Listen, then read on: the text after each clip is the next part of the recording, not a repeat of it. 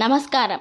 March 29, 2026 ఈరోజు సామాన్యమైన రోజు కాదు. హిందూ పురాణాల ప్రకారం మనసులోని కోరికలన్నీ తీర్చే అత్యంత శక్తివంతమైన కామాద ఏకాదశి. మీరు అప్పుల బాధలతో సతమతమవుతున్నారా? ఇంట్లో ఆర్థిక ఇబ్బందులు ఉన్నాయా? ఎన్ని ప్రయత్నాలు చేసినా విజయం సాధించడం లేదా? అయితే ఈ వీడియో మీకోసమే. ఈరోజు మనం కామాద ఏకాదశి రోజున ఏ దేవుడిని పూజించాలి, అష్టైశ్వర్యాలు కలగాలంటే ఏ మంత్రం చదవాలి అనే పూర్తి వివరాలు ఈ వీడియోలో తెలుసుకుందాం. వీడియోని చివరి వరకు చూడండి, ఎందుకంటే చివర్లో అప్పుల విముక్తి కోసం ఒక ప్రత్యేక పరిహారం చెప్పబోతున్నాను. కాబట్టి వీడియోని ఎక్కడా స్కిప్ చేయకుండా లాస్ట్ వరకు చూడండి. చైత్ర మాసంలో శుక్లపక్షంలో వచ్చే ఏకాదశినే కామాద ఏకాదశి అంటారు. కామాద అంటేనే కోరికలను సిద్ధింపజేసేది అని అర్థం. వశిష్ఠ మహర్షి స్వయంగా ఈ ఏకాదశి గురించి చెబుతూ, ఇది కోరిన కోరికలను తీర్చడమే కాకుండా తెలిసి తెలియక పాపాల నుండి కూడా విముక్తి కలిగిస్తుందని వివరించారు. ఈ రోజున భక్తితో వ్రతం చేస్తే మీరు కోల్పోయిన వైభవాన్ని తిరిగి పొందుతారు.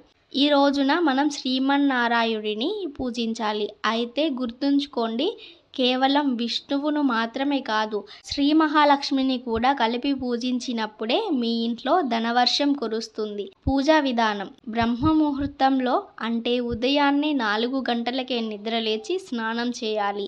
స్వామి, నా అప్పుల బాధలన్నీ తీరాలి, నా కుటుంబం సుఖంగా ఉండాలి అని మనసులో సంకల్పం చెప్పుకోండి.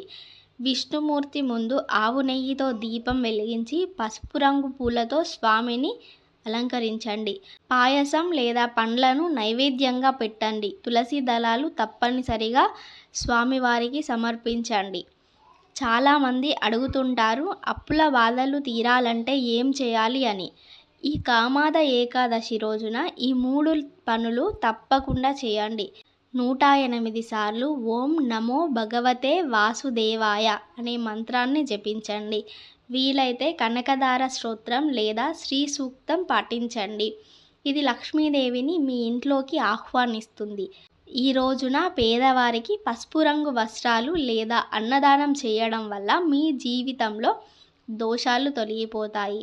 ఈరోజు అస్సలు బియ్యం అంటే అన్నం ముట్టుకోకూడదు. సాత్విక ఆహారం, పాలు, పండ్లు మాత్రమే తీసుకోవాలి. ఎవరిని దూషించకూడదు, అబద్ధాలు ఆడకూడదు. రోజంతా ఆధ్యాత్మిక చింతనలో ఉండాలి. చూశారుగా, మార్చ్ 29, 2026 రేపు కామాద ఏకాదశిని అస్సలు వదులుకోవద్దు. భక్తితో స్వామిని నమ్ముకుంటే తిరుగులేని అష్టైశ్వర్యాలు మీకు లభిస్తాయి. ఈ సమాచారం మీకు నచ్చితే లైక్ చేయండి. మీ స్నేహితులకు, బంధువులకు షేర్ చేయండి. మరిన్ని ఆధ్యాత్మిక విశేషాల కోసం మన ఛానల్ని ఇప్పుడే సబ్స్క్రైబ్ చేసుకోండి. సర్వం శ్రీకృష్ణార్పణమస్తు.